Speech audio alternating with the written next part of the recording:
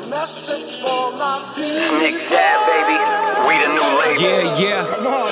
Yeah. Come on, son. Now this the black sheep sticking it to him. I need a crib like I'm Gatsby. I need it. In hand, just understand my Pockets that deep. with nothing to prove. I ain't got nothing to do. When they can't compete and I got nothing to lose. Yes, what's good, everybody? Welcome back to Veterans Minimum on the You're Welcome Network. I'm your host, Nick Dais, at Nick Dais Tenors. You can find me. All things Veterans Minimum are at Veterans Minimum. Subscribe, rate, review, comment, share.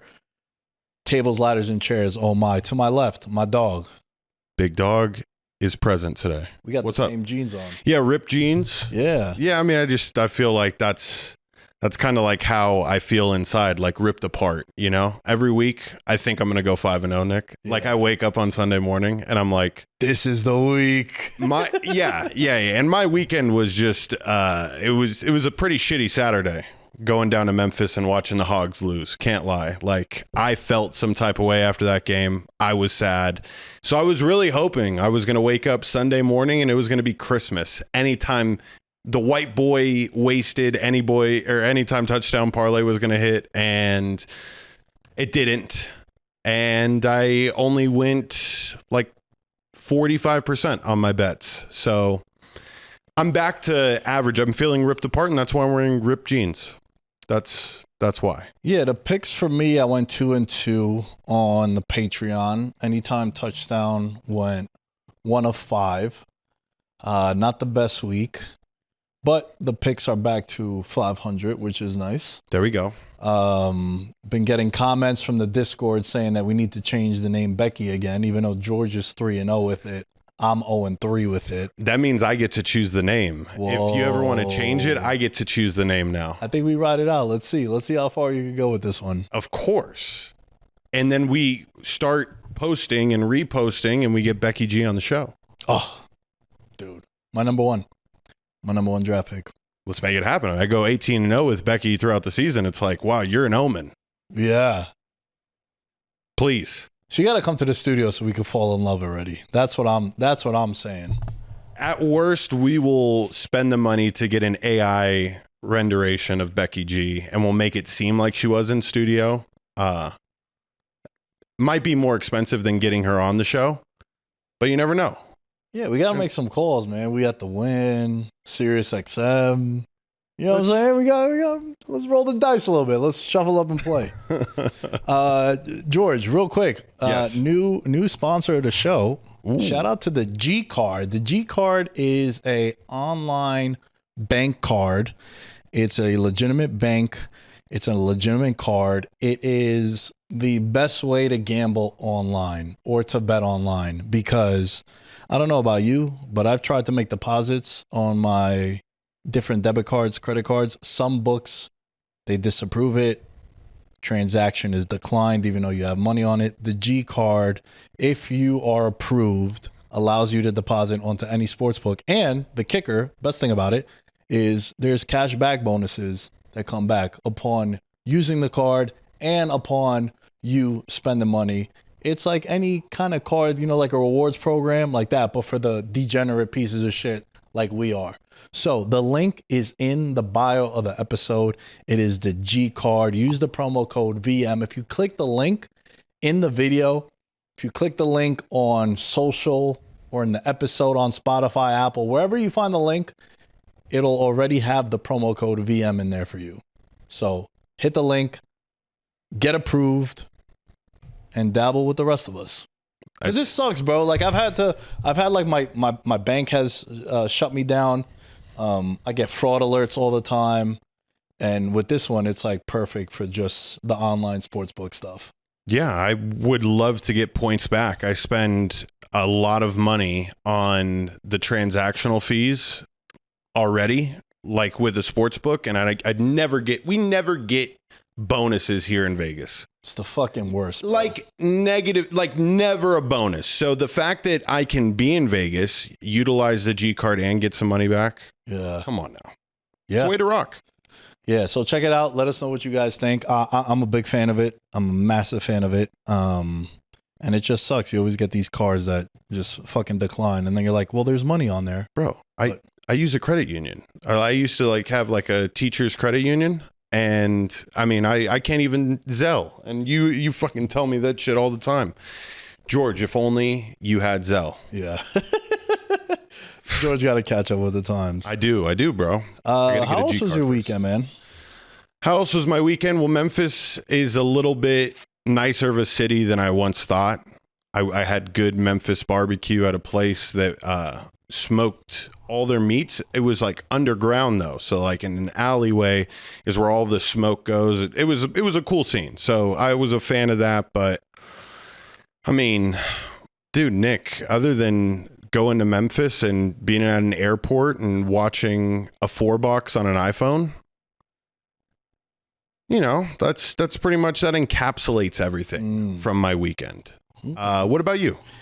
It was cool, man. You know, I've sort of, I don't know if this means that I'm washed, but a lot of my Friday nights, I kind of just spend home with the puppy. I go to jiu-jitsu Friday night. All we do is like 10 to 15 live sparring rounds.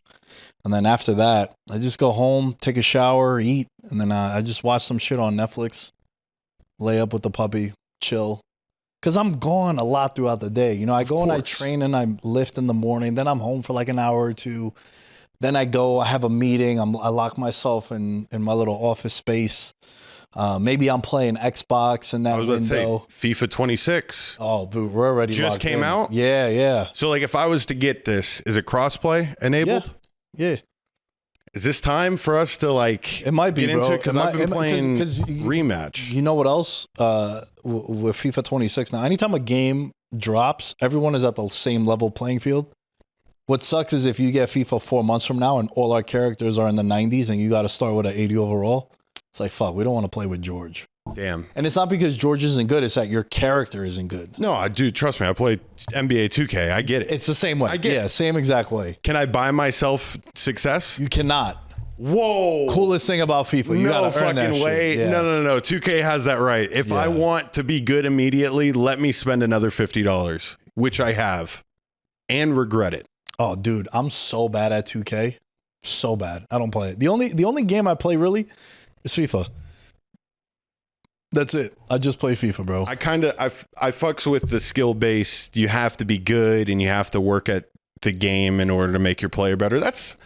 I wish 2K would have done that, but instead, you know, people are like 99s in 2K after like 2 days. It makes no sense. Yeah. Yo, listen, there's a couple people that are like 85 overalls already in FIFA and the game is out 3 days ago. So, and it's difficult. Like the highest you can get to is a 92 overall in FIFA when you play pro clubs. So it's hard for you to get. Damn. Yeah. It's legit though. It's legit. I fucking love that video game, man. Let us know in the comments what you guys think about FIFA and what video games be having your attention. Nick. Yeah. I was thinking the other day, because I never really have gotten the like we're just in the flow all the time of working, and like we don't necessarily stop and talk about like how life is working with certain people. I mean, we work with really cool people. We had Rachel, you could tell on the show. If you haven't seen that interview, go back and watch that interview. She's the person that pays me monthly to produce her podcast. And the thing I wanted to bring up, because I actually had the chance to engineer a show with Cameron about a month ago with Memphis Bleak at Simple Equations, is like, dude, Cameron had one of the coolest auras on a human being I had ever encountered in my entire life. And the way that he approached even just being a guest on a podcast showed me a lot about like the type of guy he was. So I just wondered, like, what is it working like with Cameron on a day-to-day basis? It's fucking dope. For as cool as you might think it is, it's even better. Damn. It's my favorite thing I would say is, number one, it's elevated a lot of the things in my life as far as my producing skills, my reputation in the sports media space or in the content space in general. You get elevated when you're around people that are doing well and when you're associated with something. It's like, you know how like you could be guilty by association? Mm-hmm. You could also be praised by association. So now your value goes up. Now what I would charge for an edit is way more than what I would charge if I didn't have them. Right. So there's that. There's also the, I would say the one thing, bro, is like validation. Because until something comes to fruition in whatever your field is, people don't look at you the same.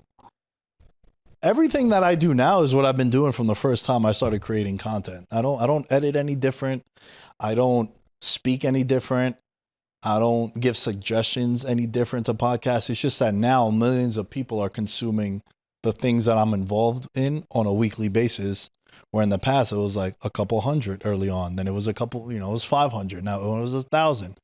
And this is just everything that I was doing with my show. And then my show has elevated too. Now we're on the network that Cameron has, the You're Welcome Network. So it's super dope. The networking is through the roof. There's not a person that he don't know. We have access to so many people. Maurice Claret comes on the show whenever we would want. Michael Irvin. We're going to have him on the show sometime soon. So working with him is super ill. And my favorite thing too. You can't skip over that. What? There's a chance 88 sitting across from us eventually. Oh yeah, for sure. It's crazy because like I never would guess that I'd be on phone calls on a weekly basis. And in some cases on daily basis with some of the people that I'm on the call with. Mason Cam being examples too. The first time that I've told you the first time that I met him, right? Here in the studio? Yeah, recently, right? Or No, I'm talking about when I first met Cameron and Mace. Yeah, briefly. Yeah. So shout out to Larry, shout out to Taylor, shout out to the Smith and Gomez family. Our thoughts and our prayers are with you guys. You guys know how I feel about both of you. They just suffered a loss over the weekend. And a lot of this shit, I'd say like 90% of it isn't possible without Larry. Larry, born and raised in Vegas, friends with Cameron, he brings Cam to the studio. And when he brings Cam to the studio, Larry's in the control room. Cam is standing right here in the middle. And as I walk by, I just see someone standing in the middle of the studio on the phone. I don't think nothing of it. I'm like, oh, someone's checking out the studio. I go into the control room on a day I was not supposed to be in until way later. I came in on a Tuesday at 2:00. Supposed to be in at 7 to record a podcast, but I just came in because I wanted to eat here. I was just, when you're like in the workspace, you're a lot more focused than you are at home. Mm-hmm. So I came in early. Brian was in the control room at the time. Brian looks at me and goes, "What the fuck are you doing here so early?" I was like, "Oh man, I just wanted to come into the studio earlier just because I was bored at home. I wanted to eat." At the time, we were able to eat at the employee dining center down at the Wynn. And I just go to shake Larry's hand. I'm like, "Hey man, I'm Nick. Nice to meet you." He goes, "Larry." And as that happened, Cam turns around and he looks into the studio. And I just go, "Yo, is that fucking Cameron?" And Larry bugged out. He's like, "Yo, you know who Killer is?" I was like, "Yeah, bro. Like, lifelong New Yorker. Just moved out here about a year ago. Of course, I know." He's like, "Yo, I'm telling him about the studio and they got to come out here. You guys rent, right?" I was like, "Yeah, we rent, we do third-party rentals here at the studio. And, it's super dope." He's like, "Yo, you got to meet him. You got to meet him." I meet Cam. At the time, they had maybe 6, 7 episodes of It Is What It Is. And I just told Cam, I was like, "Yo, bro, I love what you're doing. I love the fact that you're evolving." A lot of people, they just stay rappers forever, or they just stay actors forever, or they just stay, they're a former player forever. Like, I'm a fan of evolving. That's why one thing I like doing with Veterans Minimum is every year, like, what's the new task? Mm-hmm. What's the new thing that we're going to build on? We're going to go live. All right, that didn't work because of many reasons. Let's do this. Let's try this. So every year I like adding new shit because it spices it up. It doesn't get boring for you. And then I was just telling them, bro, I was like, "Yo, the studio, this is, we do rentals." I was like, "I'll talk to some of the higher ups." At the time, it was Blue Wire was the studio. I was like, "Yo, talk to a couple people, maybe give you guys a better price. Like, let's just get you in here." I remember telling Jeremiah at the time, I'm like, "Yo, bro, I won't bill for this. Like, I don't want to, I just want to be here when they film it." The next day I finished training jiu-jitsu. I have 3 missed calls from Cam.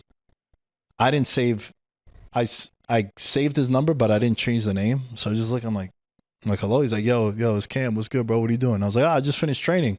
He's like, "Yo, meet me somewhere in town." I was like, "Yo, yeah, I just finished training. I might get staff. I got to be careful." He's like, "Yo, don't famous words from him. Don't miss an opportunity, bro. So I was like, oh, fuck it. So I went over there right after jiu-jitsu. No shower, nothing, super crusty. And I just met up with him, and like one thing led to another. And I was just being super genuine and just telling him like, hey, man, kind of being hustled where you're at now. And, you know, you could come and shoot over here, and it costs, I'd give them a ballpark. And then one thing led to another, bro. They came out here. They did those 2 episodes with Paul Pierce. And after they did those 2 episodes, a couple weeks later, they signed the deal with Underdog. I shot him a text like, yo, congratulations. It's super inspiring. Way to keep evolving. And I said something stupid like, yo, next time you're in Vegas, beers are on you. And he kind of just like ha-ha'd it. And then like 2 weeks after that, he's like, yo, you know, Mason and I are thinking about maybe moving out there to do the show. And I was like, yeah, bro. Again, just like, yo, anything, any way I could help, like I would love to contribute. Just let me know. And then don't hear nothing for like 2 weeks. And then the week before they moved out here, he was like, yo, you know how to produce and edit? I was like, yeah. He goes, all right, bet. You on. He's like, this number cool? I was like, this number's very cool. And then that was it, bro. And through that, again, like it's just elevated a lot of the things that I do now. And it's been amazing. It's been amazing. That's a true blessing. And what a story, right? Starting your documentary one day. Yeah. Or at least it's a middle portion of the documentary. It's a huge part of it for sure. Maybe it's like one of those documentaries where it starts with the climax and then like boom, all right, and then Nick's a baby. You know what I mean? And like, then I'm flipping eggs on 49th and Park Avenue and just making Nicky coffee. D. Yeah. Who's playing you as an actor, by the way? Who is playing me as an actor? Who do you think should play me as an actor? I need someone handsome, bro. Bro, I'm gonna be bad at this. Like, I mean, I'm gonna sell you short. I don't know a lot of guy actors. Yeah, you know, all the ones that I know are like in their 50s and 60s. Yeah, and they like just the first one I thought of was Brad Pitt. I was like, he's pretty old. Bro, he's gonna I mean, maybe foreshadowing. when we show like you on the beach in your 60s. Yeah, you know what I mean. With 4 chicks, I got to use Google Translate to speak to. Damn. Yeah, no, your actor hasn't even peaked yet, bro. He's just fresh in the acting scene. Nobody's heard of him yet. Shitty John answer. Travolta. That's what I got from Isaiah. John Travolta is not who I would choose. I was gonna say Ryan Seacrest, but then I was like, Nick's more of a fucking man than Ryan Seacrest. But like, I can kind of see Ryan Seacrest in you a little bit. Ryan Seacrest. Wow. Dude, I saw him on a red carpet recently. Might be a cocaine cowboy, man. He looks like he's going through it. You see him on American Idol? Just in between sets, bro. He's just blasting bumps. Gotta. Oh, 100%. Dude. Yeah. It's American Idol. Like, yeah, American Idol. He's had that spot forever, right? They would never remove him. Yeah, he needs that to get through. He needs that to get through. Yeah, let us know. Let us know what you guys think. But yeah, that's how I met Cam, and that's how everything popped off, bro. So it's been super dope. Thank you for all the support on the channel. Thank you for subscribing. Thanks for all the comments. It's cool. We're building something super, super dope over here. We got the Alienated show with Larry and Sin City. We're adding some more shows on the network, so stay tuned, and we're going to continue to grow the network and build something really, really dope, which is another thing. Like, Cam gives you opportunity after opportunity, and like, you're the only one that could fuck it up. Yeah. So it's the best. Dope. I love operating in those conditions. Yeah. Oh, my favorite. Nothing beats it. Nothing beats it. Okay, George, week 3 Fallout. Yes. People really liked when we did that 0-2 and 2-0 and then the hot takes, like kind of having themes to the breakdowns. I want to call this one Believe It or Not. All right. So we have 6 3-0 teams. Let's break down the game that they played in week 3. And then let's also talk about if you believe it or not. Not that they're going to go undefeated. Not that they're going to win a Super Bowl, but they're going to be a 1 playoff team, 2 a serious threat contender. Let's just see it. So where do you want to start? I say we start with the team I'm not a believer in. The 3-0 Los Angeles Chargers. Whoa, dude. Okay, I strongly disagree. So I like this. This is a great place to start. I like this. By the way, Denver Broncos 1-2. I feel really good about them being the AFC team I was not high on. Remember, we had two teams that people were blowing smoke up their ass. It was the Pats and it was Denver coming into this season. Yep. And then in the NFC, I think the team that a lot of people were really, really high on were the San Francisco 49ers because of the last place schedule, because of everyone getting back that they lost last year, which we'll get to San Fran in a second. Why do you not like the Chargers, bro? I need to get this point across first. Yesterday's game was one of the biggest penalty discrepancy games in NFL history, in my opinion. The final penalties ended up being that the Broncos had 10 for 90 yards and the Chargers had 3 for 25 yards. Now, you can tell me that, sure, maybe the Chargers are a little more fundamental. There was a lot of plays on key drives that the Chargers scored points on in which there was the defensive holdings, the defensive interferences. I wasn't necessarily sold that the Chargers won that game outright, especially with the way that the Broncos defense got after Justin Herbert yesterday in like a mean way. So I am less of a believer in the Chargers because of those two things. And I honestly want to push back on you saying that they're going to be the worst team in the AFC. And I think they're the second best team in the AFC. I don't think that the Chiefs are as good as people would like to hope that they are. And I think we've obviously seen what the Raiders have done the first 3 weeks, and nobody can feel that confident in the silver and black right now. The last thing I'll leave you with that kind of will hint at how high I am on the Broncos is, bro, they're just missing the shot plays by a yard. Sean Payton is one of the best offensive coordinators in an air raid system. I've never seen a coach on more third and shorts, fourth and shorts go vertical down the field than he does with confidence. And that's being a master at the game. Now, all these things being said, I didn't say shit about the Chargers, and that's because I don't believe in the Chargers. To your point, Bo Nix missed a couple of long touchdowns yesterday, which he would probably want back. I think for me, your only reliable weapon is Courtland Sutton on a consistent basis. Bo Nix on passes of 10 or plus air yards, 3 of 9. And about 3 of them were just like dropped a yard too far. I want to push back because I think this version of the Chargers are for real. And I know we've had these conversations in the past, but here's why I think it's different. Jim Harbaugh. Harbaugh, everywhere he's gone in year 2, it looks like this. And I know last year they got their shit punched in that wild card game against Houston. Justin Herbert looked so bad. And then the last time they were in the playoffs to the Jaguars, they blew a 28-point lead. So it's been bad for them in the playoffs. However, they're 3-0. All 3 wins coming against AFC West rivals. That's massive because we always say if you just beat up on your division, you could find 4 wins somewhere else. Yep. And then you could clean house that way. I think Justin Herbert is playing at such a high level that Quentin Johnston is getting open, 6 times a game that he just misses him on, or he'll hit him on a couple, but this guy is like wide open a bunch. This guy was supposed to be out the league coming into this year. The biggest question mark for this Chargers offense was, all right, we know about McConkey, stud in the slot. They get back Keenan Allen, which, bro, what a revelation that's been. Yep. Comes back, it's like he never left.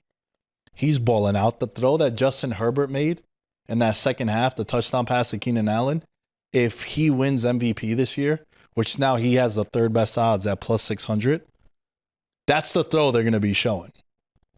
Rolling out to his left, a fucking roped. The ball looked like it got 4 feet off the ground. Like that shit was a laser right to Keenan Allen. They end up tying the game there to put it at 20 apiece.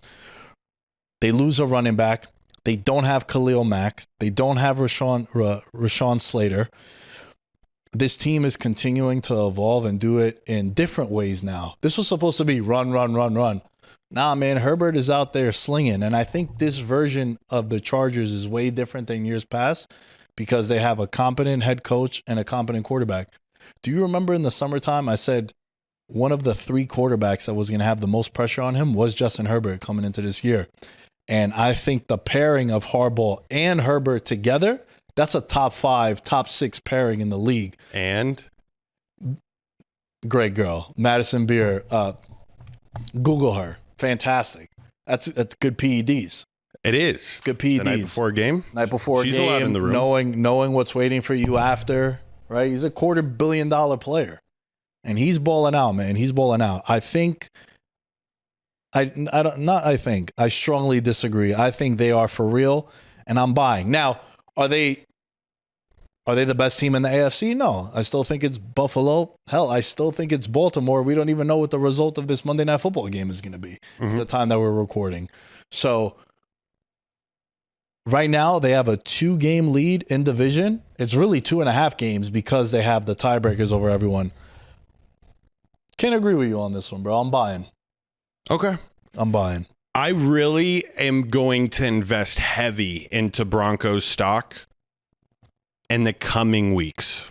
I'm going to be preaching this narrative because I know that when you have an offense like that and you can scheme guys open deep, dude, you're in every ball game. Nothing's out of reach for you.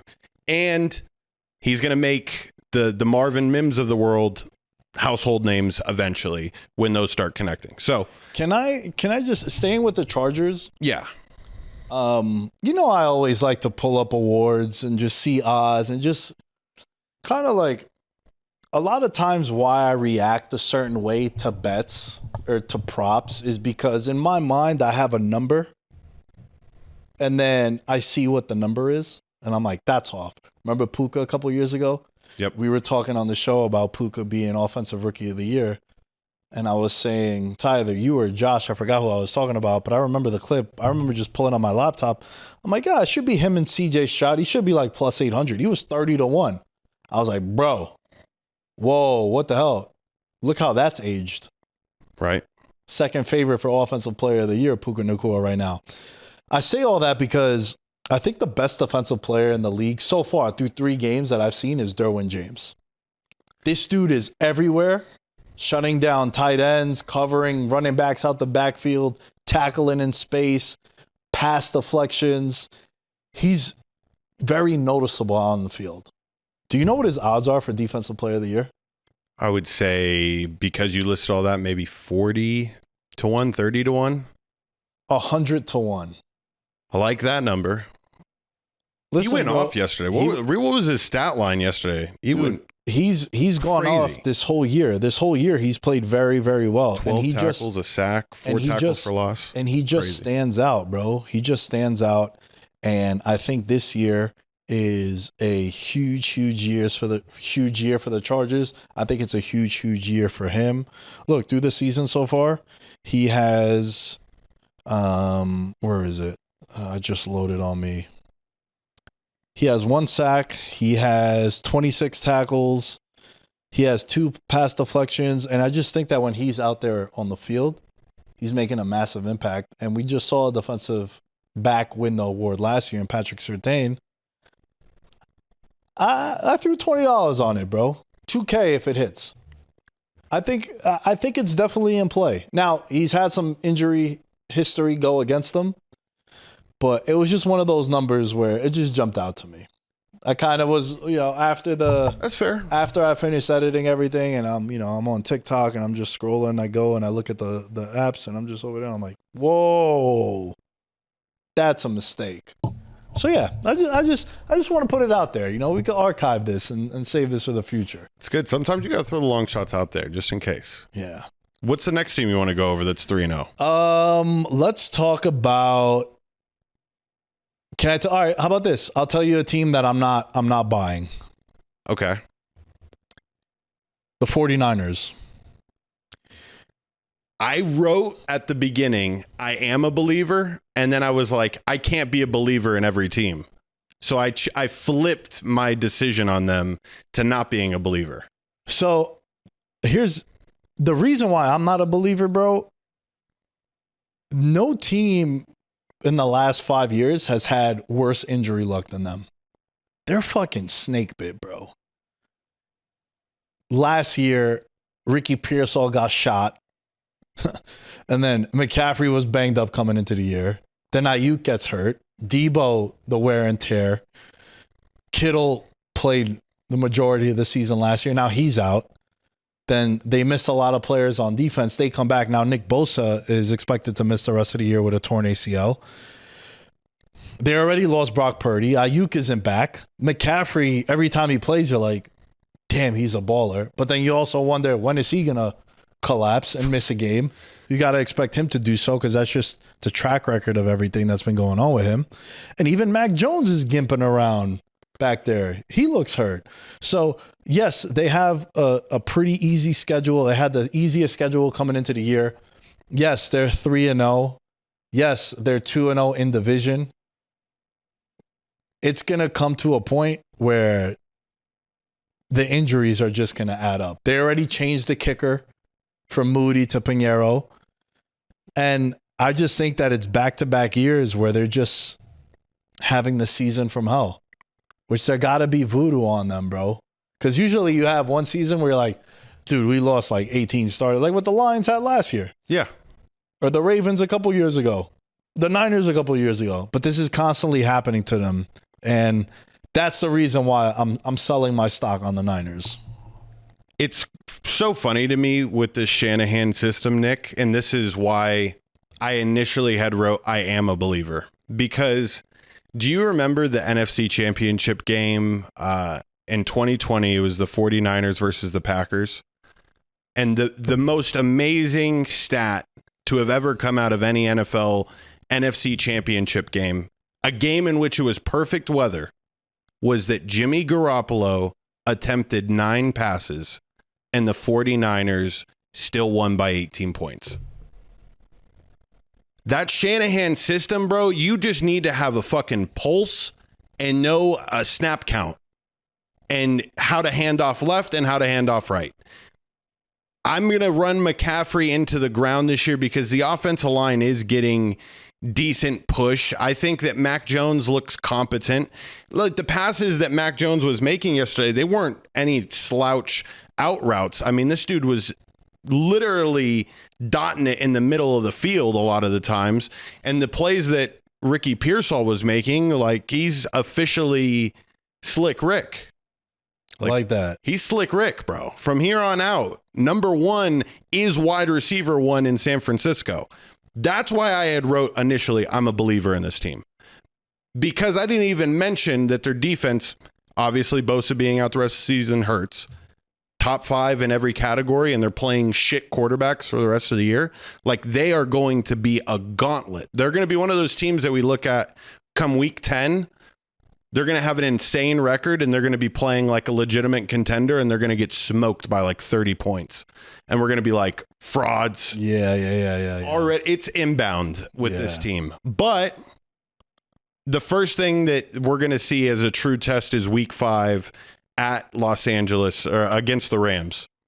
Can't say at Los Angeles, but yes. Well, bro, it's going to be another reason why for the division. Another reason why I don't like them is because I was wrong on Seattle. Boy, do they look good. Mm-hmm. And I know it was the Saints, but that's what you're supposed to do to the Saints. Yep. Supposed to beat the shit out of them. Yep. Cardinals are 2-1. Rams are 2-1. Seahawks are 2-1. 49ers are 3-0. I think they're the one that's trending down while the other teams are trending up. And then Arizona's kind of like middling. Bro, we have to talk about Marvin Harrison Jr. What's there to talk about? I told you he's no longer he's do not prop list, do not like list. He ruined the generational. He cost us $200K, man. Cost us $200K. Last year we had Josh Allen for MVP, Saquon Barkley for Offensive Player of the Year, and the Offensive Rookie of the Year. We had the generational talent, Marvin Harrison Jr. And yeah, he's forever an op.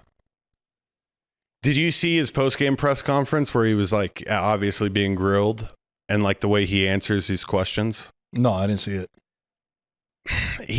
I recommend everybody go watch it just because like he should obviously be devastated and he is in his answer, but like he has like this like half smile on his face that I just couldn't help but think like, motherfucker, can you look a little more sad? You dropped pivotal passes in the biggest spots, bro. Like, you should be at tears or very short, angry with yourself. Like, instead you have like a half smile as you tell us like how like sorry you are. Like, I don't know. Maybe it's just a state of shock. Well, he dropped that one touchdown that he was so wide open. It was crazy. Like, it looked like a punt. Yep. It was bad. Yeah, I just something about Arizona all the time. I think Seattle, shout out to Pamela. She was very, very high. Pamela Maldonado from ESPN. She was on the show. And she said that it's a two-team race, and one of the teams that she picked was Seattle. And, you know, it was like, who was going to be the hipster team? Was it Seattle or Arizona? She was on Seattle, and so far they look really good, man. They're one Nick Bosa play away from actually winning that game against the Niners in Week 1. Yep. So for me, I'm just off San Francisco. Let's talk about the Eagles. I was about to say Game of the week. All right, bro. This game, right? First of all, this game. Fire game. It was a banger. Watched that entire game from start to finish. It was on the 4-box. And then at one point, when the Eagles started creeping back in that second half, I put it on the laptop as an ISO. Number one, Jalen Hurts MVP. It's back. Oh, right? it's so back. He got to throw a little bit. We like to see that. Aren't the Eagles fun when they air it out like that? When the Eagles actually let it rip, they're a really fun team, bro. Dallas Goedert, Smith, A.J. Brown. Obviously, we know about Barkley. Obviously, we know about the tush push, but he throws 3 touchdowns in the second half, and they come back. As a Rams backer, I feel very good about that game in the sense that they could go toe-to-toe with them. I feel shitty that they let that one slip because now they're going to be a game and a half back of not having that game play in Philly in January. And then if you're the Rams also, you're saying to yourself, like, bro, they blocked 2 field goals on us, which led to, I know recency bias is a real thing. Rams plus 3.5 that you had is one of the worst bad beats of all time. Yep. Like, say, I've been doing Veterans Minimum for 10 years now. I think it's in the Mount Rushmore of bad beats. Like, bro, the fact that they blocked the field goal to give them the 1-point win was crazy enough. But then to score was Not just anybody to score. Yeah. Possibly the biggest human that was on the field who looked so fucking fast. I don't know if we could get a next gen speed. Well, they said he ran 18 miles per hour. Just watch the ticket just go into flames. Bro, absolutely insane. Absolutely insane. The Eagles overcame a 26-7 deficit in the second half.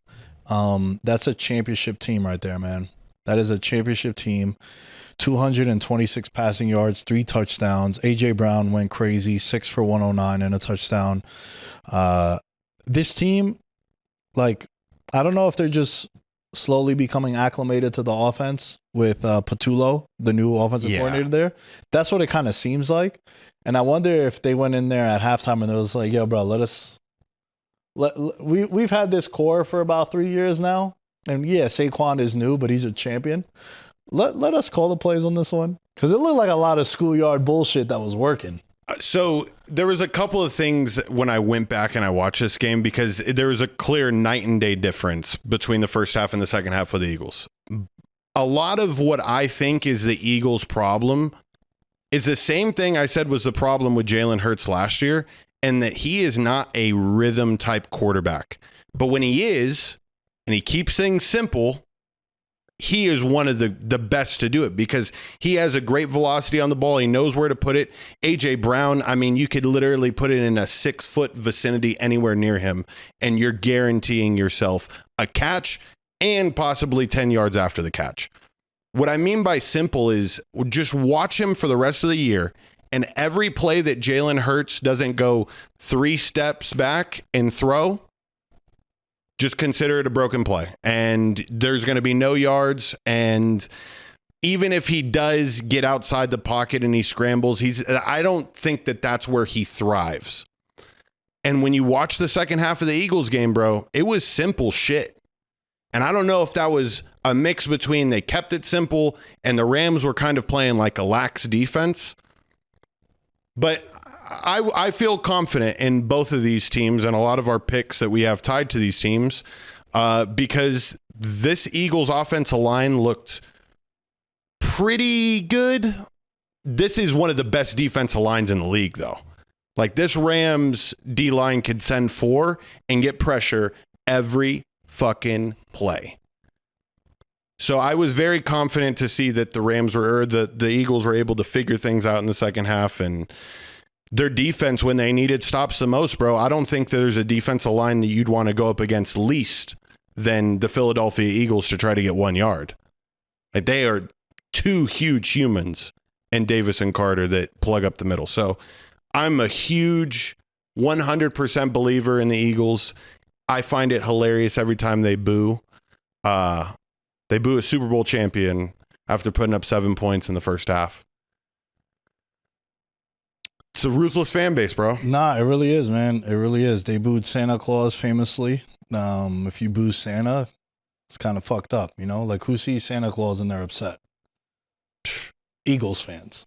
Jewish people. And them. Yeah, and them as well. Here's the other thing, right? The only thing that sucks is that the Rams failed to finish in the second half. And they get stuffed on a 4th and short near midfield. And then from there, the floodgates just opened up. And even with all that, when you play teams like Philly, when you play teams like Buffalo, you play teams like Kansas City, you can't settle for field goals, bro. You can't settle for field goals. That is why the Bengals in the past, they'd have success against the Bills and the Chiefs in the playoffs because Joe Burrow would always make the check down on 3rd and 7 that led to a first down as opposed to airing it out deep downfield. Remember when Josh Allen aired it out to Stephon Diggs and he dropped that pass? That would have been like, that was like 90 yards in the air, it felt like. That was an iconic touchdown or play if he completes it. He drops it, and then that's the last time that he plays with the Bills. And I remember coming on the show being like, yo, bro, I don't want to hear nothing now. If you're a receiver, you have every right to bitch and moan to the offensive coordinator, the quarterback, the head coach, that you're not getting the ball. But then when you do get the opportunity to play well and to make a play and you don't, shut your ass up. Yeah. That's how it got to be, bro.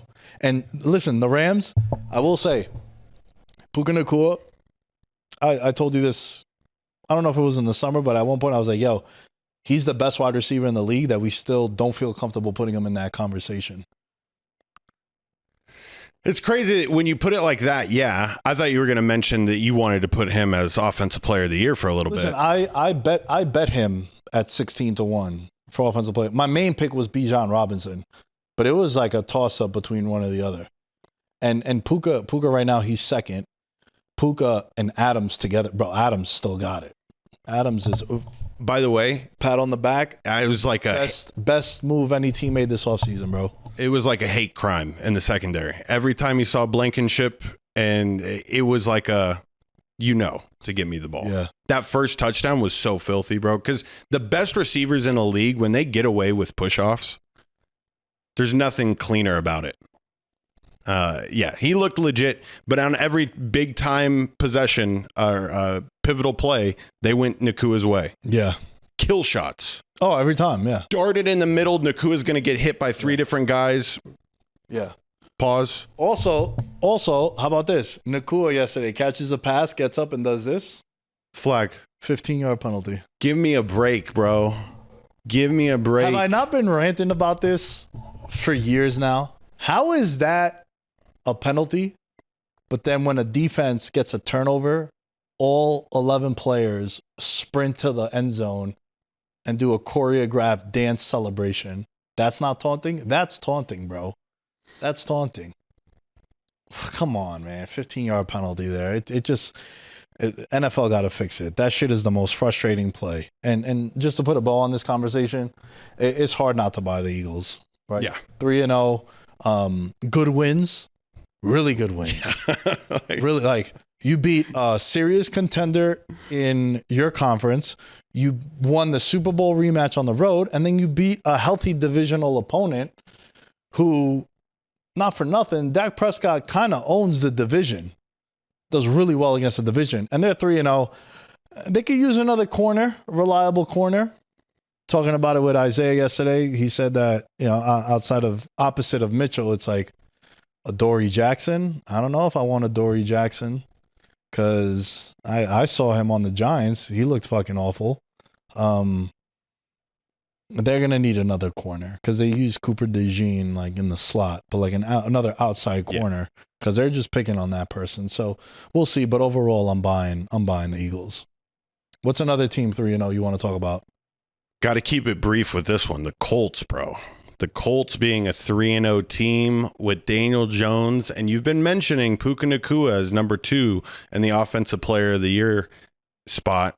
Number 1, Jonathan Taylor, this is the version of him that we've seen regularly. Last year, it was really no different. It's just now that they have Daniel Jones at the helm, bro. They look unbeatable. And I had said at the beginning of the year, Colts, 14 wins, shock the AFC. It's looking amazing. It's looking really fucking good right now. Hey, man, listen, even last week, you could have got them at 40-1 to be the number 1 seed in the NFL because of, their division is not, it's a lot harder than what Buffalo's is. But again, they'll be playing a lot of games indoors. Yeah, they look good, bro. They look good. But you were on them. Do you got anything else you want to say about them? Because I'm buying. Regardless of what happens this week with the Rams, them going to the Rams, still 100% bought into this team. Yeah, that's it. I just wanted to say Jonathan Taylor at 500 plus 500 to win Offensive Player of the Year is pretty nice. I bet at the beginning of the year, what do you think he was? I couldn't find those odds. Jonathan Taylor was probably, I would guess, like 35 to 45 to 1 around there. Yeah. Look, he's been very good for a very long time, man. He's been just solid. And then, he came on, he's still young. He's still 26. Like now he's in his prime. He got this year and the next 2 where like he's in his absolute apex, but he had that 1 year, which was crazy. I believe he had like 1,800 yards from scrimmage. And then the last couple of years he's been hurt or he hasn't had the right team around him. But, they have a lot of playmakers, man. Michael Pittman Jr., I think, is awesome. Tyler Warren is the second favorite for Offensive Rookie of the Year. Alec Pierce, obviously Taylor. Daniel Jones has a clean pocket. They look really, really good. And I think because of the division, they're 3-0. They have a win in division over the Titans. Sure, they should have lost the game to Denver, but hey, this is what we talk about, the 1-possession games. Yep. I'm buying the Colts.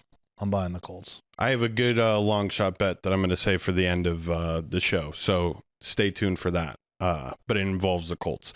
That's it for me on them. We're believers. Bucks are 3-0. Thoughts? Oh, you better become a believer ASAP, bro, because this team, don't let that having to come from behind, another block field goal situation with the Jets this weekend. Really, it's like a fourth quarter collapse from the Buccaneers. They were playing way too soft, and that's how the Jets were able to come back. But it doesn't matter that they had to come back. When you have Baker Mayfield, the quarterback that I said at the beginning of the year, this is going to be the season where we remember the fucking name. He looks better than ever with a trash offensive line, and that offensive line should be back to, I would say, 100% in the next couple of weeks. Once they get up to full strength and it's not Baker Mayfield having to scramble for his life and do everything, hopefully Bucky Irving could rejoin the conversation because the run game has been shit. But I have been struggling. I'm like, is it the AFC South or the NFC South that is the worst division in football? Like just unwatchable brand of just NFL teams that can't figure it out. I think the NFC South still takes the cake, especially with the way that the Falcons looked yesterday and the overreaction that people are going to have on the Panthers. Needless to say, this Bucs team is going to smoke the division. And once they get that offensive line figured out, best offensive football is still possible with that receiving core. Yeah, look, I think the only thing I will push back is they easily have the best quarterback in the division. Mm-hmm. I think Todd Bowles went from overrated to now underrated, underappreciated. Mike Evans, hamstring, who knows how that's going to linger. They're going to get Chris Godwin back. Wirfs is going to come back. They lost 2 guys on the offensive line, which, I felt like, and it's easy to say now, but I like the Jets in that spot, like with the points. But then again, they were up. They were up 18 points. They were getting worked. Yeah, bro. Yeah, they were getting worked. And then they just, collapsed there in the second half. Mike Evans got hurt, like we said. It's hard to argue against it because the division is so bad, right? Like the Saints, we could completely throw them out. I think Atlanta, we could throw out. Like, bro, the fact that Atlanta was a 6-point favorite and got shut out on the road to Carolina, who I understand 0-2 season on the line. I get it. But, bro, that was a complete no-show. That was an unbelievably bad performance to the point where Bijan Robinson, again, 3 straight games, over 100 yards from scrimmage. He's 4th in Offensive Player of the Year, but the team is probably going to be abysmal. Yeah. So he might put up the yardage, but it's not going to be on a, it matters. Like Offensive Player of the Year, it's a stat-driven award. But if the tiebreaker is, all right, 2 guys got 2,000 yards, but one guy's on a 13-4 team, the other guy's on a 6-11 team, we're going to go with the guy who's on the better team. Yep. So that's where I'm going to be worried about Bijan Robinson.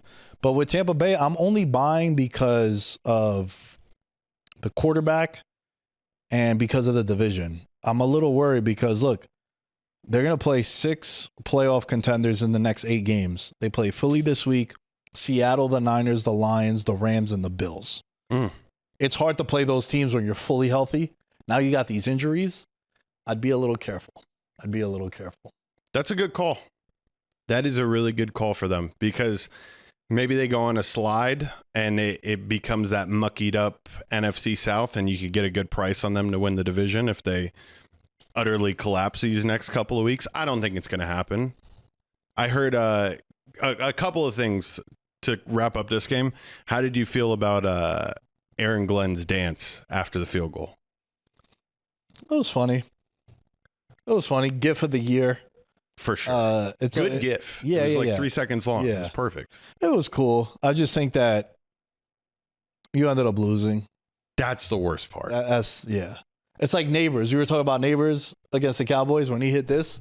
That could have been a franchise altering. From then on, it deletes the Bo photo. But no, it doesn't. It doesn't matter.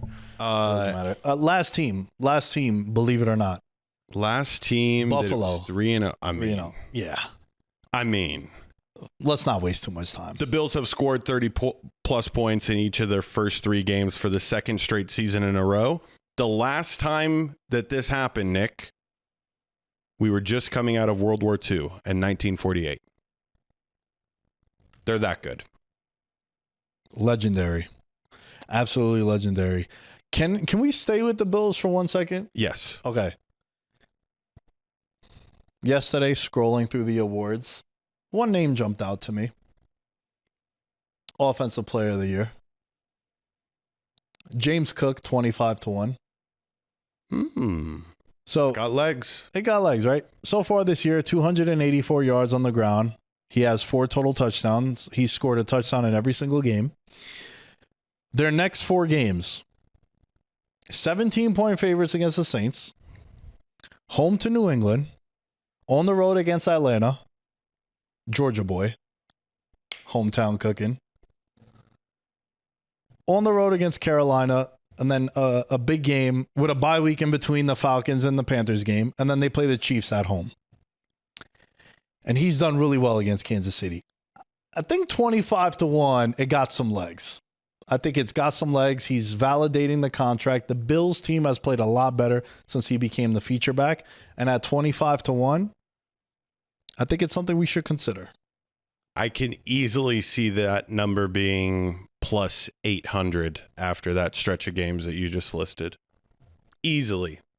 Especially if they are smart with Josh Allen's usage rate in these meaningless type NFL games. Because if he ends up doing what he's been, prone to doing, like that kind of shits on the ability for this to hit. But I like it. I mean, this is 4 years in the making, back when Josh Allen and the Bills were like, how do we get over the hump? And it's like, hand the fucking ball off, bro. Yeah. Nah, for real. Their team really got successful once they started doing that. I want to, just because they played Miami on Thursday Night Football 2 weeks ago, I want to just ask you something. McDaniel on the hot seat, Dable on the hot seat. Giants lose again, 0-3, once again for the New York Giants. Can I give you a comparison for Russell Wilson? Ooh. I think you're going to like this one. Okay. Kirk Cousins of last year. Remember last year, Kirk Cousins, for weeks, we were coming on the show and being like, bro, he's playing bad. Yeah, but he's playing bad. He had those 2 games in a month against Tampa Bay where he had, I think, like 9 touchdowns and over 800 yards. And it inflated the rest of his numbers. He was playing really bad. And I think that's what's happening with the New York Giants and Russell Wilson. People will be like, he threw for 450 yards. Yeah, against Dallas, who literally revived Caleb Williams' career with 4 touchdown passes yesterday, which I'm so pissed at myself because the Bears screwed me the first 2 weeks. I kept looking at +1.5. I'm like, Dallas can't cover anybody, bro. DJ Moore scored a touchdown. Rome Odunze scored a touchdown, which I said, if you like St. Brown these last couple of years with the Lions, you're going to love Rome Odunze. And he's a top 5 wide receiver in fantasy football right now. He's on my team. He's cooking. I think Russell Wilson and Kirk Cousins are the same player because I think both guys have been cooked now for a little bit. And both guys have rookie quarterbacks that the fans want to see. I don't want to see Jackson Dart yet. I don't want to see him week 5 because you know what follows after that? 2 of the next 3 against Philly, and then they play Denver. Yeesh. I'm all right. Let's wait until after that. Let's not have another fucking New York Giant get his career altered because they play the Eagles when he's not supposed to. I'm cool. I hate playing in that building. Let's not do it. Let's save him until November. The season's done already. All right. There's no coming back from this. 0-3 once again. But I think Russell Wilson and Kirk Cousins are the same. Was that the worst 4-play sequence from a quarterback that you've ever seen wearing a Giants uniform to close the game versus the Chiefs yesterday? I couldn't help, Nick, and very rarely do I laugh watching football. I was hysterically laughing at the end of him throwing the ball away 3 times, and one of the plays just running blindly behind his center. Worst sequence ever? Yeah, it's hard to disagree with that. I can't remember off the top of my head, but it looked pretty bad. Not only did he throw 3 passes outside of the back of the end zone, you just don't give your receivers a chance. All right, Neighbors and Robinson 2 weeks ago combined for over 300 receiving yards. Last night, I just know Neighbors had 13 yards. That's embarrassing, man. It's embarrassing. And again, it's just flat. And the crowd was going crazy. We want Dart. We want Dart chance. Andrew Thomas comes back in. Offensive line looked good the first couple of drives, but he's on a snap count. By the way, I have never fucking heard that. Snap count. A snap count. A snap. You're either playing in the game or you're not playing in the game. A fucking snap count for the second most important position on the field when you're on offense? That doesn't sound like a good plan, especially when the person that's coming in, bro, he was getting mauled. So it's like Russell Wilson looked halfway decent when he was getting protected. Yeah. I mean, Scatterboo was like a revelation. The place was going crazy every time he touched the ball, and he just runs hard. And he's a playmaker, man. He's a playmaker. And now Tracy's going to be out for a couple of weeks, so his role is going to continue to improve and grow. Yeah, but bro, it's just so flat. And I don't know if I want Jackson Dart to come in right now, because you know what my biggest worry is? Because a lot of people in football are high on Jackson Dart.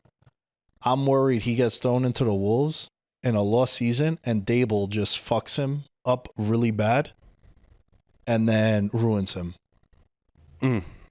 Because Dable's not, bro. Dable won 9 games his first year. He's won 9 games since. The fact that he continues to have a job is out of this world. And there's always an excuse. Yo, my O-line. Yo, my quarterback. Yo, no. I think the more Daniel Jones plays well, the more his seat gets hot. It's like, bro, you're not even involved with the Colts. You're gonna get fired. Saquon Barkley leaves, has a career year, wins a Super Bowl, best running back season ever. Xavier McKinney in Green Bay has the most interceptions since the start of Week 1 in 2024. He was a former Giant. And then Daniel Jones right now playing like Josh Allen. No turnovers, 3 touchdowns on the ground, multiple touchdowns through the air. His team is undefeated. His punter has punted 1 time in 3 games. That's only happened 7 times in NFL history during a 3-game stretch. It's just getting worse and worse. And like Abdul Carter yesterday, I think that was his best game. That was easily his best game. But again, like Drew Phillips in the first half, balling out. And then he gets the PI at the end of the half that led to a field goal. And then from there. And also Gano, bro. This is the 2nd year in a row that you can't make it through a pregame warm-up, you fucking loser. What are we doing, bro? What are we doing? It's just, it's like, it's embarrassing. And again, it was fun last week. They put up 30-plus points. But then you're looking at it like, oh, Dallas is just food. Dallas is not a good team. Trayvon Diggs has been washed for a while now. And he duped everyone because one year he had 11 interceptions. And then they're like, here's $90 million. And you're like, he's really not a good corner. It's getting worse and worse and worse every year. So with the Giants, the offense is just going nowhere. And if you're the Giants, as a Giants fan, for as much as I want to see Jackson Dart, let's wait. Let's wait. Let's wait until November. Let's just do the Pat Mahomes thing. Start him last couple of games of the year. And whatever happens. Hopefully they win 7 games in a row. 6 games in a row. I do like the packages that involve him, though. Like getting him like some run has been. Bro, even that I don't like. You know why? You don't like that? No, because he's getting fucking lit up when he is holding on to the ball. Well, I mean, I get it. Can you give me like a read option slant or like just fucking air it out or some shit? It's coming, dude. You can't show everything the first couple of weeks. I know, but it's just Brian Daboll, 0-3 for the first time in his career, which I found hilarious. It's the New York Giants' first 0-3 start since 2021, but it's the 3rd since 2020. Jesus. They are tied with the New York Jets for the most 0-3 starts over the last 6 seasons. Shout out New York. You're doing wonderful. That's all I have to say for week 3. Oh, Packers. Yeah. Whoa. What do you think? There's one play in this game that made me so fucking upset, bro, because Myles Garrett getting blocked by 3 guys on one play. There's that still frame image where it's tight ends one-on-one with him, the tackle's lined up, and then the running back is getting ready to chip block on Myles Garrett. It didn't matter how great of a game Jared Verse had yesterday. That single image will win Myles Garrett the fucking award at the end of the year. It's those Megatron-like graphics where it's like, that's literally, he was that good. So that's the one play in the game yesterday that made me very upset, just because Jared Verse couldn't have played any better, dude. His strip sack where he smushed Jalen Hurts was awesome. Like, it looked really good, but Myles Garrett getting blocked by 3 people will resonate more with people than just a sack photo. So that sucks. The Packers O-line not being 100% versus a tough defense is all I need to know about the Packers when I am going to be betting on them in December and January. That's just who you are. You're not going to be able to protect Jordan Love. You're going to have to make rush decisions. Josh Jacobs isn't going to look the same. And I know the Browns are good. Defensively. Very good. Very good. I think their defense is very, very good. Number 1 in the league. No, but it's in that combo. It's For sure. It's a top 5 defense. How do they do this every year? Yeah. This is what Stefanski is known for. Yeah. And also they got Schwartz. Jim Schwartz is still the defensive coordinator, and he draws up a lot of really, really fun disguises. Their offense has been abysmal. They were 4 of 13 on third down. But they discovered something with Judkins. He had a fourth quarter, just went crazy in the fourth quarter, scored a touchdown too. Get him to sign a contract. Yeah, they got him to sign the contract for sure. The Packers need to be healthy, man. They got back 2 starters on the offensive line, but Zach Tom left after 1 snap, and the Aaron Banks, his groin. Yeah, he saw 30 snaps. He was on a snap count also. So you can't play teams like Seattle. Honestly, the Giants front I thought played a lot better yesterday. And I wonder how much of it is, bro, we know they're going to go 3 and out. Like, it's just deflating. That's why I think you throw in a Jackson Dart, it could rejuvenate everybody across the board. But you can't go in with backups against teams like Seattle's front, a team like the Rams front, the Giants, the Eagles, the Browns. It's going to be tough, bro. It's going to be tough. And then, look, the Cleveland Browns were as high as 25-1 to win that game yesterday in the fourth quarter. They came back and they won that. Judkins, 18 carries for 94 yards and a touchdown. So, they were down 10 with less than 4 minutes left, and they won the game without needing overtime. This has happened one time in the last decade, and that was Week 14, the Tennessee Titans. In 2023. Yeah. So it was an epic collapse by the Green Bay Packers there.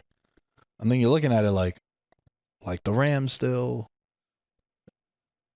the Niners 3-0, you got the Bucks, you got the Eagles. So yeah, that was pretty much it from week 3. Fun week of football, bro. Yeah. I thought it was a very fun week. I guess the last thing that I thought was hilarious was the free hot dogs for Caleb Williams throwing 4 touchdown passes. That's the Caleb Williams that I thought I was going to see, and that's my division winner that I predicted. Saw that Glizzies were on the line, and he's like, "Oh, y'all want hot dogs? Let me throw 4 touchdowns." And also, you saw that they showed Simone Biles was there with Suni Lee, because Simone Biles' husband, I think, plays for the Bears. And Suni Lee and her with the Olympics, she was there. And like a lot of the memes have been about like, yo, Caleb Williams, when you see Suni Lee, great girl, by the way. I'm telling you, bro. I don't know. Gymnasts don't move the needle for me, bro. But she's a beautiful girl. All a muscle. She's a beautiful girl, though. I get it. Yeah. I'm a fan. Isaiah, you a fan? Yeah. He's a fan. Doesn't move the needle for me. Hey, listen, not everything is for everyone. No, if there's one thing that I've learned in my life, not everything is for everyone. And you know what? It don't need to. Could you ever, if you were an athlete, be dating an athlete that's more famous than you are? Yeah. I wouldn't mind it. You'd find a way to make it work? Oh, bro, I have no, like, I hope I hope the girl that I marry makes as much or more than me. I think that'd be very helpful for the whole situation. Yeah, why wouldn't you want that? You can make it work. I just can only imagine the shit that's said on an NFL field. Like, if people get personal like that, bro. It's a ruthless game. Yo, listen, bro. When I used to play sports, I used to feel like everything was fair game except for religion and families. Your girl... Relationship? That's fair game. Now, relationship, now it's your wife and the mother to your kids. I'll pull back a little bit. It's a girl that you got seen outside of Encore Beach Club together. I'm going to say some shit. I want to try to destroy you so I can get the upper hand. Like you get a sack on Justin Herbert. You dropping like I'm going to be drinking your beer tonight. Some shit like that. Yeah. Like, yo, I'd tell your girl to check the DMs or some shit. You know, like I would be ruthless. I used to be ruthless all the time. It was whatever. It was gamesmanship, but to a certain degree. Like I never got too personal where it was, again, religion. Like you saw Conor McGregor and Habib. Like the Russian Dagestanis, the Muslim fighters, like they don't play with the religion shit. You can't make no jokes about that. That's true. right? He was ground and pound, and he was like, "Let's talk now, brother." He's like, and then Connor is telling him, "Yo, it's just business." He's like, "Nah, it ain't just business, bro. This is personal. You can't be doing that to certain people. Can't be doing that." It's what I talk about with Malice at the Palace. Meta world peace. Yeah, to some athletes, you could flip them off. To some athletes, you could curse them out. There's a couple that they'll pay the $100K Yeah. to fucking jab cross, break your jaw. They'll deal with it. They'll deal with the consequences. So, yeah, to me, though, like how you started this, like I wouldn't mind it. I think it'd be dope. There was a moment in today's show where you had given a long shot for an award. You had brought up James Cook. And I said, I have a bet for the Colts. Yeah, tell me yours, and then we'll end with Monday winners. Since I have not capitalized on the Colts to be the number 1 seed, which is at 13-1 right now, which isn't necessarily the worst, but it was at 40-1, so the number is quickly dwindling. What's even better is, in order for this to happen, the Colts need to be the number 1 seed. Daniel Jones MVP 45-1 right now. It's still 45-1? That's what I saw recently. Wow. That's high, bro. Are you sure? That's what I saw on the internet. Okay. Look it up. Fact check me, because right now they have all the awards like on a lock, right? Because this game is still not wrapping up. This game is still going. Yes. That was correct. According to Action Network as of Monday afternoon. Consensus 45-1. Okay, let's take a look. Mind you, this was as of 4 hours ago, so prior to the game.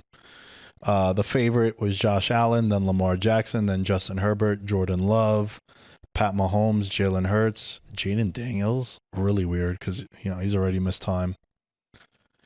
All right, 40-1. Okay, yeah, 45-1. Yeah, wow, that's. In order for them to be the number 1 seed, he would end up winning MVP. I don't know, man. Yo, listen. Can you do me a favor? Can you bet this actually? Yes. I can't right now because the games are going. When it becomes open, I want you to bet it because you fucked up last year with the Bucks at 25-1 to win the division. Yep. At one point, you didn't bet on that. I threw a little bit of money on the Rams, but I was so confident in the Rams. I think all these bets are such long shots.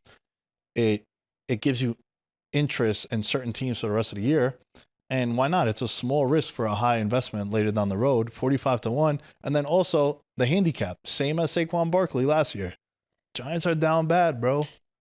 It would just add more fuel to the fire of whole shit. He leaves the Giants and he wins MVP. Comeback player of the year looks really good too. You know the bet, the $1 million bet that I made? Right now, $10 that paid $1 million back in August when George and I drove out to Arizona to put that bet in. That same bet right now, $198,000. Wow. So if you were to make that exact bet right now, so hey, you never know. It's live. It makes you interested in these. Like, I'm gonna be watching. I had the Falcons game on the TV, bro. Even though they were getting their shit punched in, I had it on because I'm like, especially when they had the ball on offense, I'm like, yo, let me see. Yep. All right, and they got smoked, but he played well. So, yeah. That's a fun one. Daniel Jones. I'm putting it in tomorrow morning for sure. Daniel Jones. Okay. Tyler Edwards, by the way, last week you didn't hit me up about your picks for how you want us to pay you for the week. Please get in contact with either me or George. Check the VM Instagram, see if he DM'd us over there. We have to wait and see what happens with the week 2 winners. With the week 3 winners, because we have a 2-way tie again. Shouts to Josh Alvarez is on fire. 33-14 overall record. Jesus. I hope you're betting on these. That's like close to 70% that you're hitting on. So shouts to Josh. He's tied again with the last Greek god. Shouts to Dimitri. Wow, look at that. He knows nothing about football and he's just randomly clicking and he might be winning. So there you have it. Okay. Patreon.com/Veterans Minimum. Please support this show at patreon.com/Veterans Minimum. $1 a month. That's all we are asking for. Thank you to all the members of the Patreon. We are almost at 500 members of Patreon, 478 to be exact.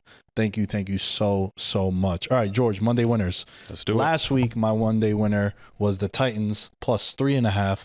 Then it was Ursulita at 4.5, lost both of them. So my Monday winner is 1-1. What about you? My Monday winner for last week was the Dolphins minus 12.5. Plus 12.5. No. I had the Bills. My apologies. I had picked the Bills minus 12.5, and that lost. So I think my Monday winners right now, I'm like 1-3. Because I had multiple Monday winners from the week before. So my Monday winner from this week, Ravens minus 2.5 at the Chiefs. This will be this is the changing of the guards type of game. If Lamar goes in there, stomps them out the way that I think this Ravens offense is capable of, a statement win out there in Chiefs Kingdom will like resonate in big ways. And is Patrick Mahomes washed type of narratives that will start to be spun. I like this number a lot. Do I think that it moves in favor of the Chiefs as the week goes on? Well, I mean, it all depends here. What's the score in this game tonight? The Ravens lost. The Ravens lost? Yeah, 38-30. So this number might be going down. So it might be a sit and wait type of thing. But I really like the Ravens in this spot. Even if they are favorites on the road, take them. What about you? Okay. So there was one that jumped out to me. And then there's one that I've asked you for us not to make this mistake when it happens again. So the one that jumped out to me, the Bears are playing in Vegas. They're 1.5 point underdogs. What are we thinking in there? 80% Bears fans in Vegas? Nah? 60? 60%? I think it's one of those fan bases where it's going to travel. I think it's going to feel like a home game for the Bears coming off a win. Raiders,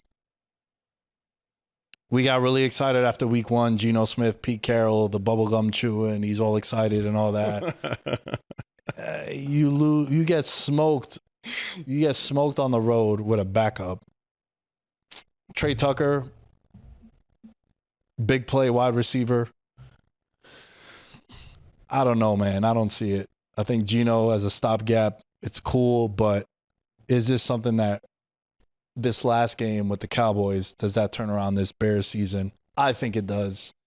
Bears plus 1.5, Monday winner. And then the other one, they're 16.5 point favorites are the Buffalo Bills against the Saints. And our handicap is simple. When Josh Allen and the Bills play a shitty team, especially at home, they cover. Now, I know there's a lot of trends of a team that loses by 30 plus playing in the next week as a big underdog to take them. Man, I just think that when Buffalo plays a shit team, they cover and they win in rather extravagant fashion. Now, you could say, yo, Miami's a shit team. Yes, absolutely. Short week in division. Way different context. It's those two for me. It's Bears plus 1.5, and it's Buffalo minus 16.5. I'm going to go Ravens minus 2.5 at the Chiefs, and if I'm going to throw in a second one, it'll be the Steelers as home dogs versus the Vikings. 2.5 points. That's what I like. It's Monday. There you have it. Monday winners. Thank you all for listening and watching. If you're watching this on YouTube, continue to support Veterans Minimum YouTube as well. The Your Welcome Network YouTube channel. Follow us on Instagram, TikTok, Facebook, I believe, LinkedIn. Twitter, LinkedIn, Instagram, everywhere at Veterans Minimum. Be sure to join the contest. It's free every week. We'll have the link in the bio for the week 4 contest. We'll announce the winner at the start of week 4. And yeah, we're going to start having some guests on. We're going to start having some guests on in the near future. So I'm excited for that. And patreon.com/Veterans Minimum. George, where can they find you? At Mr. George Carmona on Instagram. Let's run the follower count up. At Mr._George_Carmona. Which every time I type in to tag myself on the VM account, Mr. Cameron pops up. Yeah. By the way, I don't know if he when he did that, I've had this Mr. thing since I was a teacher about 6 years ago. Whoa. So if that name was different, then maybe he was trying to steal my swag. Wow. It's a good debate. I don't know. Go back. Try to find. See when that was created. Check the tape. We're out. Peace.